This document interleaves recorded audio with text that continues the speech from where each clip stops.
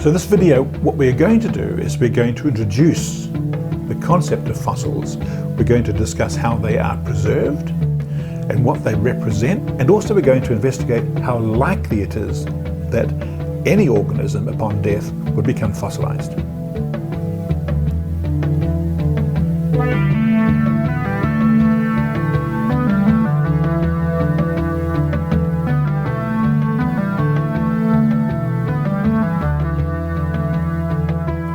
This program is about fossils.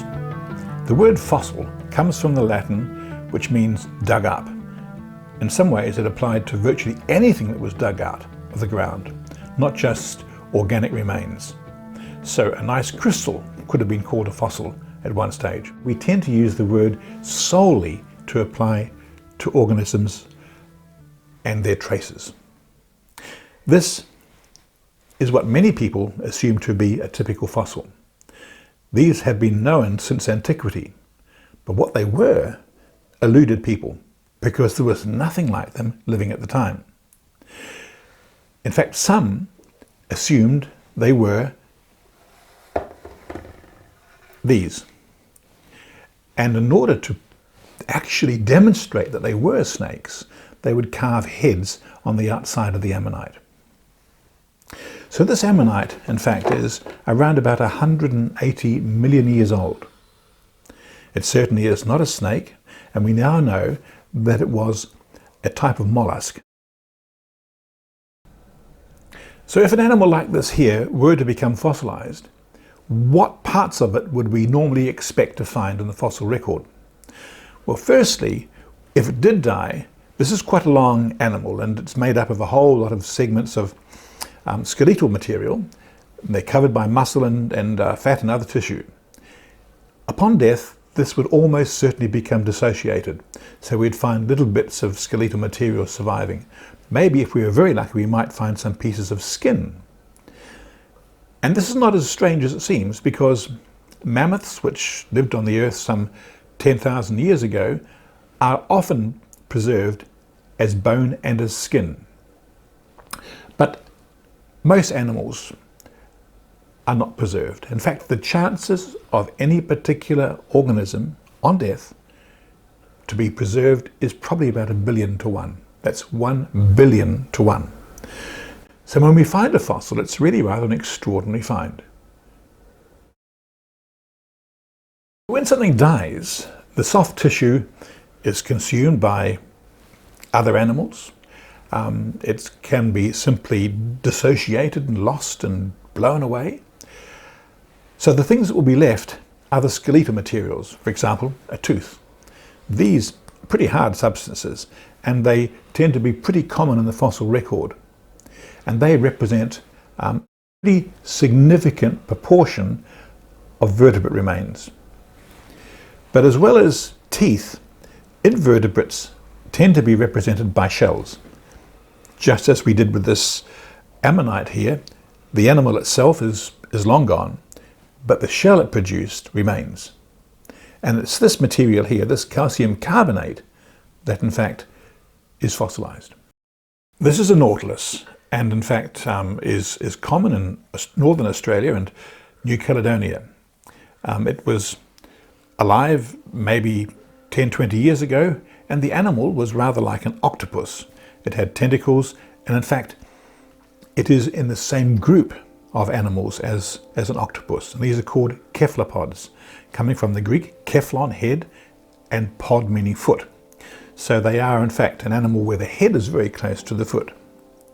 Now if this were to be preserved, the animal itself has long gone. So all we would find remaining would be the actual shell itself. Now, it can be preserved as calcium carbonate, which is its original material, or the carbonate can be replaced by another mineral. And here is a cephalopod, a fossil one, where the mineral pyrite or iron sulfide has replaced all the calcium carbonate. So in this particular example, we have seen a fossil being replaced. So none of the original material, obviously none of the soft tissue remains, but none of the original hard tissue, the skeletal material, remains. It's all been replaced by pyrite.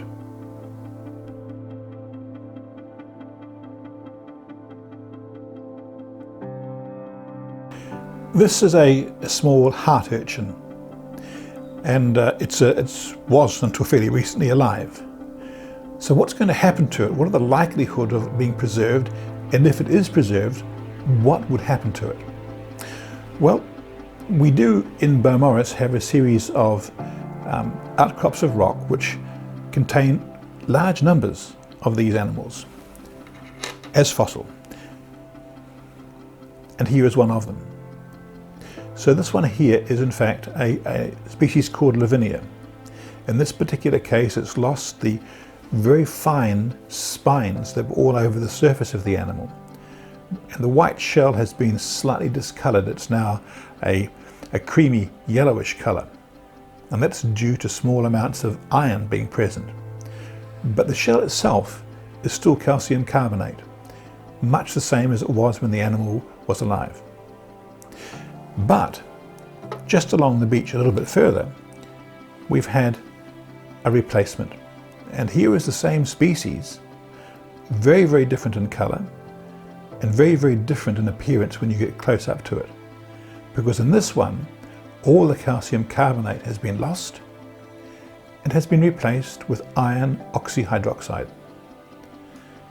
The name of this mineral is called goethite, after the famous German philosopher and geologist.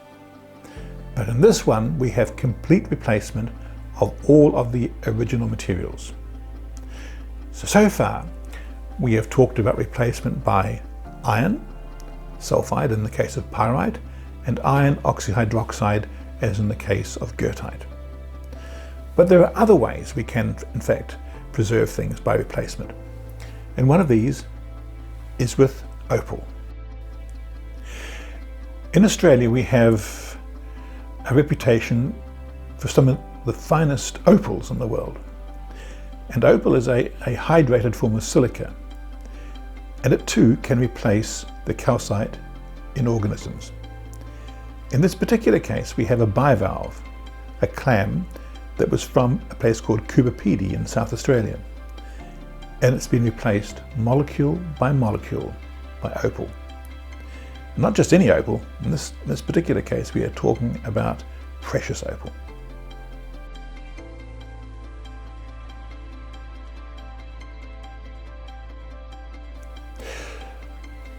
But it's not always exciting things like precious opal that replace the material that shells are made of.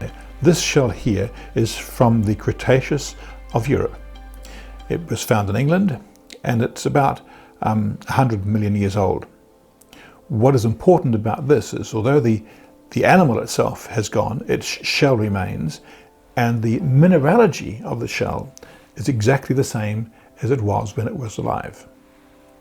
Now, in some parts of Europe, this is replaced again, atom by atom, by flint. And here is an example. This one comes from Rügen in the east of Germany, and it is one of an animal very similar to this one here, but smaller perhaps, but it is also an echinoderm, a heart urchin, and everything in this one here has been replaced by silica in the form of flint. Sometimes these are collected by nature enthusiasts and are polished, and although they look rather attractive, they do in fact diminish the value of the material as a fossil. It's more like perhaps a piece of jewelry.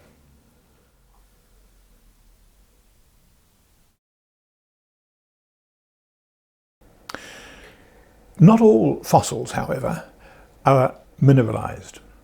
And in fact, not all fossils are anything to do with the actual skeletal or soft body tissue of the animal. In this particular case here, we have a fossil that in fact represents activity of an animal. But what animal? And these lines on this particular sample here perhaps give us a clue. What produced this? And bear in mind that this is around about 500 million years old. It's an animal that no longer exists on the Earth's surface.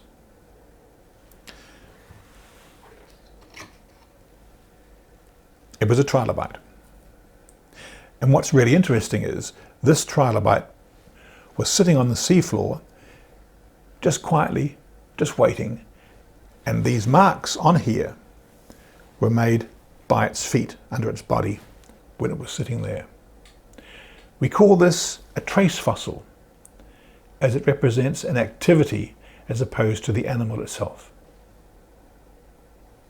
It's important to remember that the Earth itself is around about 4.5 billion years old. There have been many, many different sorts of animals and plants that have lived on the surface of the planet over that time, and most of them have become extinct. And many of them are quite unlike anything that we would ever see today. Sometimes we find them and they have really confused people. For example, in my hand here we have some Belemnites. In Germany these are called Donnerkeil, which literally translates as thunderstone. And they thought these were produced when thunder hit the earth and produced these particular structures. In other parts of the world they were even considered to be strange things like congealed lynx urine. In other words, this is a northern hemisphere interpretation. In Sweden they were considered to be the candles of gnomes. Although how a gnome would be able to light one of these is rather curious, because they're made of calcium carbonate. Not to be outdone, in Scotland, in the Scottish Hebrides, they are called batstones, and they're placed in water fed to horses to cure them from distemper. So what were they? Well, it was not known what they were until an almost complete impression of the whole animal was found in what we call a conservat Lagerstätten. Now this is a wonderful German word that provides an understanding of very, very unusual and very unique preservation. There are very, very few of these in the world, but they found one where the whole animal, the whole Belemnite in this particular case, was preserved. And this structure here represents the counterbalance or end part of a cuttle-like structure of a rather interesting cephalopod.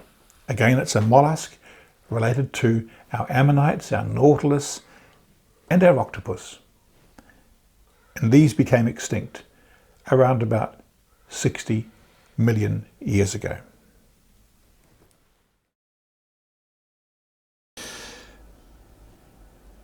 In Pennsylvania, there's a place called Mazon Creek, and I'll be talking about this in more detail later, but here's an example of the sort of pebbles that are often found in Mazon Creek. And if I just put one down for a second, if we turn this one over, I've split this one so that we can see what's inside it.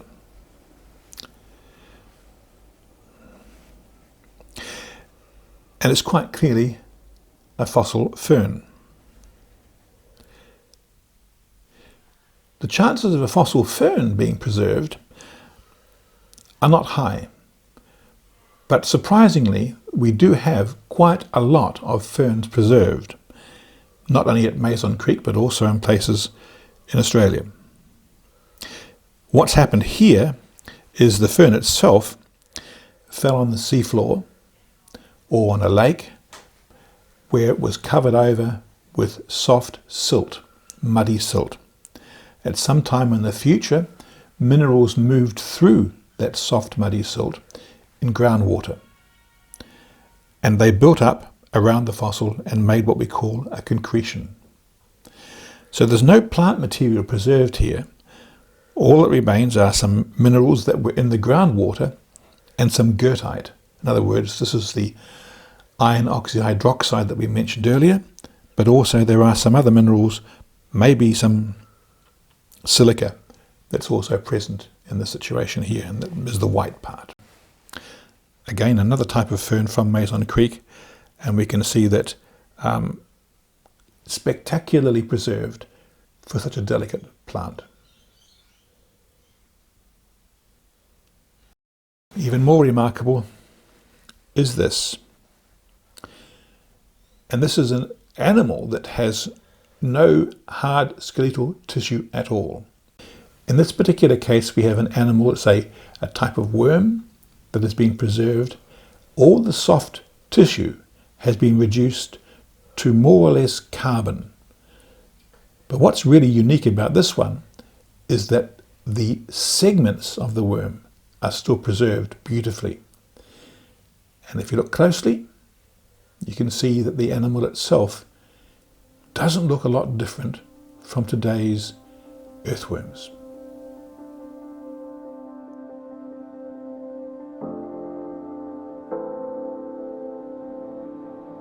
What is really interesting is that most of the fossils that are preserved in the rocks around us are so small that we would not know they were there. And these are preserved plankton. The shells of plankton are primarily made of calcium carbonate. And in order to see them, we need a microscope. In this particular case here, we're looking at some that are less than 1 millimeter in length, and certainly not the sort of thing you would notice if you were walking across a beach. And these are responsible for vast limestones that occur throughout the world, in which no obvious fossils are present until you put them under a microscope.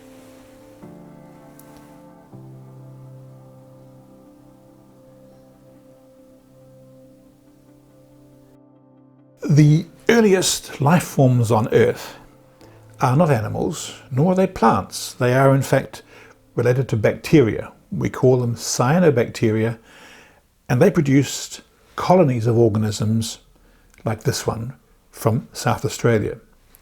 This is 900 million years old and was once living presumably in a shallow sea. What is preserved, in fact, are the layers of fine sediment that are inculcated with the remains of the bacterium. In other parts of the world, because they're quite common, we have larger structures. This is a bit later. This one is from the Cambrian of China. So it's around about 570 million years old. And we can see the layers through here. This particular structure was growing up in this direction, and between the two structures here was a gap which filled in with debris and sediment that was falling to the seafloor. So this was a colony or a stromatolite that is rather like the ones we have living in very unusual environments in today's Australia. Shark Bay is perhaps the best example of this in the world. But they are very unusual environments, and perhaps they were much more abundant in the past. What happened with these stromatolites, these cyanobacteria, is pivotal to the origin of complex life on Earth. Because these animals produced a toxic substance that we now know is oxygen. And without oxygen, life as we know it would not have developed. Now, between these and modern animals, there was a period where very, very strange structures existed. And in South Australia, there's another place called the Ediacara area where these organisms lived. We don't really know much about them. They were perhaps the closest to an airbed that we could imagine an animal to have been. And how they functioned or what they fed on is not entirely sure. But they had no teeth, and they floated around in the oceans like large jellyfish-like structures. They didn't last particularly long because they were soon overtaken by organisms that certainly considered them to be a food source. And these were the animals that developed the first teeth and the first structures to consume others.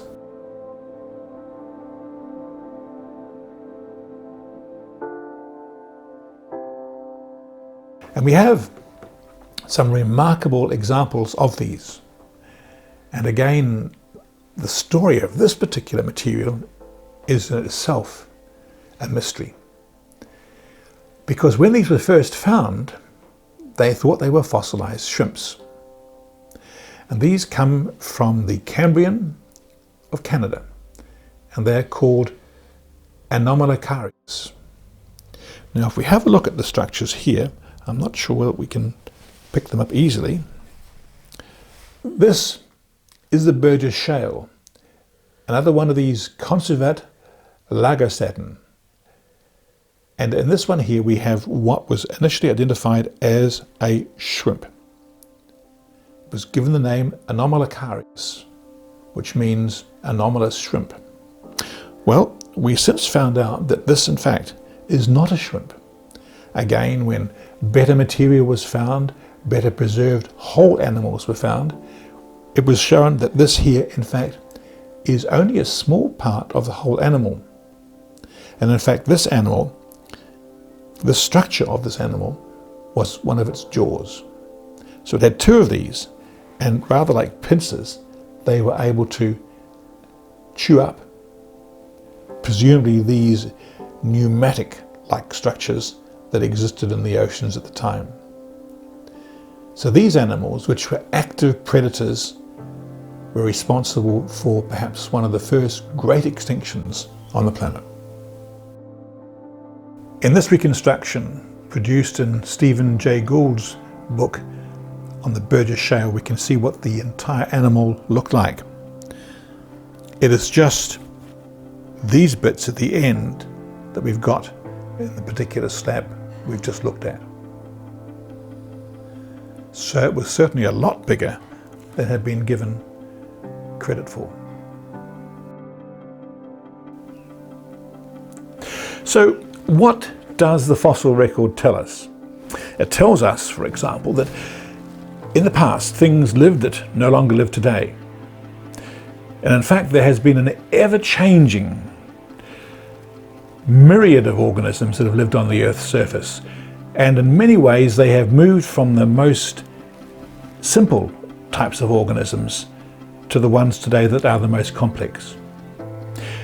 One of the key things about our fossils is that they are in fact an important tool to understand this process which we call evolution. And we talk about the ever-changing nature of life on Earth. And that's pretty important, because if we are able to reflect upon things in the past and how they changed and why they changed, we can perhaps begin to contemplate what is happening now, and we can even begin to plan effectively for the future. So the fossil record is a tool that we can use to understand us, our place in the system, and perhaps, with some luck, the future. So when we walk along, and if we are lucky enough to be on the beach where rocks are exposed that contain fossils of past organisms, we should reflect about what they really are. They are the remains of ecosystems and animals and plants and other types of living creatures that lived perhaps millennia or millions of years ago. And we should be mindful of the fact that we are walking on their remains. Let's make sure we look at the natural environment around us with the awe and the excitement that in fact it really deserves. Thank you.